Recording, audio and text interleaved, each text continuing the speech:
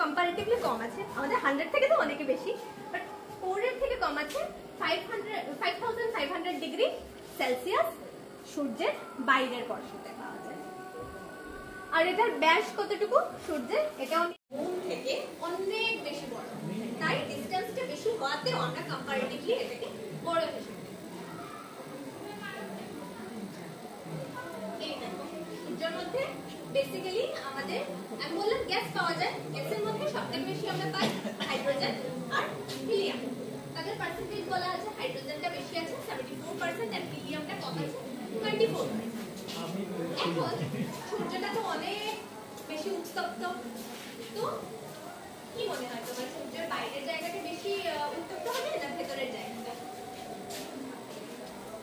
ভেতরের জায়গাটা, কোরের যে জায়গাটা আছে কি কালার করো যখন ড্রয়িং করো সূর্যের করলে আমরা কোন কালার দেই আমরা? অরেঞ্জ রেড এসব কালারই তো আমরা করি। তো কখনো দেখেছো তোমরা সূর্যের কালারকে গ্রিন বা ব্লু দেখা যাচ্ছে, সবুজ বা নীল? এটা কি দেখা যেতে পারে? এই দেখো সবগুলো হলো সূর্যের পিকচার, সবগুলোই সূর্য আমাদের। এটা হলো লাল, যেটা আমরা সবসময় সূর্য বললে আমরা বুঝি যে আমাদের রেড কালার বা অরেঞ্জ কালার করি আমরা ছোট থাকতে থেকে, তো দ্যাট ইজ দ্য নরমাল। এটা হলো আমাদের হোয়াইট, এটা একটু ব্লুইশ দেখালাম, আর এটা একটা গ্রিন। কিসের উপর ভিত্তি করে আমরা সেই লাল কনসেপ্টটা আসলো? এটা হলো আমাদের আমরা যে সূর্যকে দেখি, কেউ তো আর চোখে দেখতে যায়নি না সূর্যকে, আমরা সবাই সূর্যকে কিভাবে দেখি? আমাদের ভেরিয়াস ইনস্ট্রুমেন্টস দিয়ে। ফর এক্সাম্পল কোনো টেলিস্কোপে দেখা হচ্ছে বা কোনো স্যাটেলাইটস ভিউ করা হচ্ছে, তো আমরা যে রংটা দেখতে পাই দ্যাট ডিপেন্ডস যে আমরা কোন ফিল্টারে তাকে দেখছি। আমরা নরমালি ইনফ্রারেড ফিল্টারে দেখে থাকি, তো তাই আমরা লাল রংটা দেখি। আমরা যখন ফিল্টারগুলো চেঞ্জ করে করে যাই, ফিল্টার কিছু না, তোমার ফিল্টার হলো যেমন আমরা যে চোখে দেখছি আমরা অপটিক্যাল রিজিয়নে দেখি। তোমরা কি ইলেকট্রোম্যাগনেটিক স্পেকট্রাম পড়েছো? আচ্ছা, হয়তো তোমরা ইলেকট্রোম্যাগনেটিক স্পেকট্রাম পড়োনি। মেইন কথা হলো যে আমরা তো একজন আরেকজনকে কিভাবে দেখতে পাই? আমাদের মধ্যে লাইট, আমার চোখ থেকে লাইটটা রিফ্লেক্ট করে গিয়ে তোমার উপর পড়ছে, তাই আমি তোমাকে দেখতে পাবো। আমি এই দরজাটাকে দেখছি, কিভাবে দেখছি? তার থেকে লাইট রিফ্লেক্ট করে আমার চোখে পড়ছে, তারপর আমি এই দরজাটাকে দেখতে পাচ্ছি। আমরা অন্ধকারে কেন দেখতে পাই না? কেননা তখন কোনো লাইট থাকে না, তাই সব ডার্ক হয়ে যায়, আমি কিছু দেখতে পারি না। তো যে লাইটটা আমাদের চোখে এসে পড়ে একটা পার্টিকুলার জিনিস থেকে, সেই লাইটটার ওয়েভলেংথ কতটুকু? ওয়েভলেংথ তরঙ্গদৈর্ঘ্য। তো তরঙ্গদৈর্ঘ্যটা কতটুকু সেটার উপর নির্ভর করে যে আমরা তাকে কি রঙের দেখতে পাচ্ছি। তো ইনফ্রারেড হলো আমাদের দৈর্ঘ্যটা, এই দেখো 1083 ন্যানোমিটার।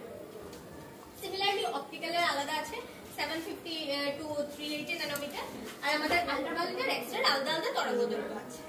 তো সেটার উপর ভিত্তি করে আমরা আলাদা আলাদা রঙের দেখতে পাই সূর্যকে।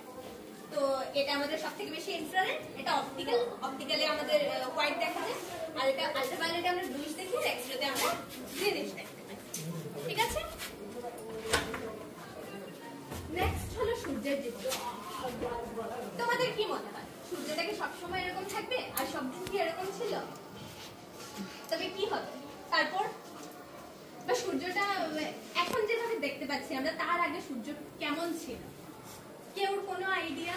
কেউ কি আমাকে একটু বলতে পারবে?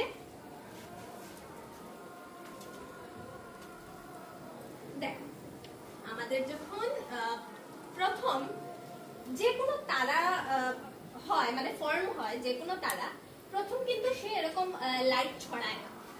প্রথম সে একদম ছোট থাকে, তার অনেকগুলো স্টেপস আছে, তারপর এমন একটা সময় আসে যখন তার মধ্যে অনেক ধরনের রিঅ্যাকশনস হয়। তার মধ্যে তো গ্যাস আছে, সেই গ্যাসগুলোর রিঅ্যাকশনস হবে, রিঅ্যাকশনস হওয়ার পর তার মধ্যে অনেক মানে এনার্জি ক্রিয়েশন হবে, যেটা আমরা মেইন সিকোয়েন্স ফেজ বলি।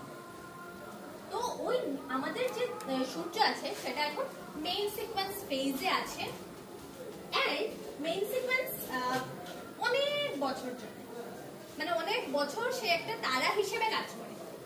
তো আমাদের যে সূর্য আছে সেটা তার এই যে আলো দেওয়ার বা এনার্জি জেনারেশনের মেইন সিকোয়েন্স ফেজে ঠিক মাঝামাঝি আছে।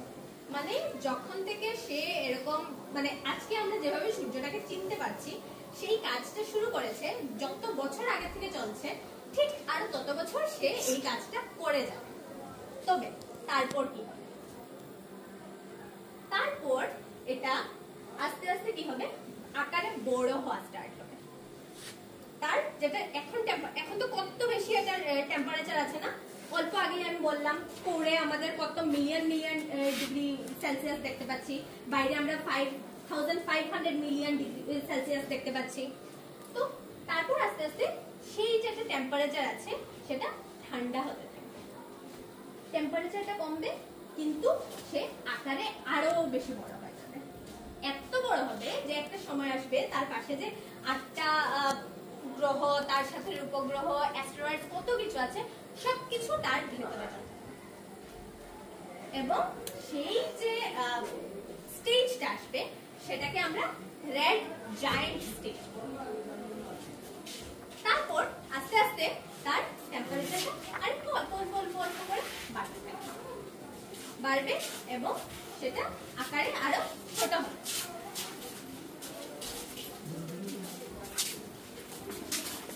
আমাদের যেটা সূর্য আছে সেটার যেটা মাস আছে, সেটা রেড জায়ান্ট যখন হয়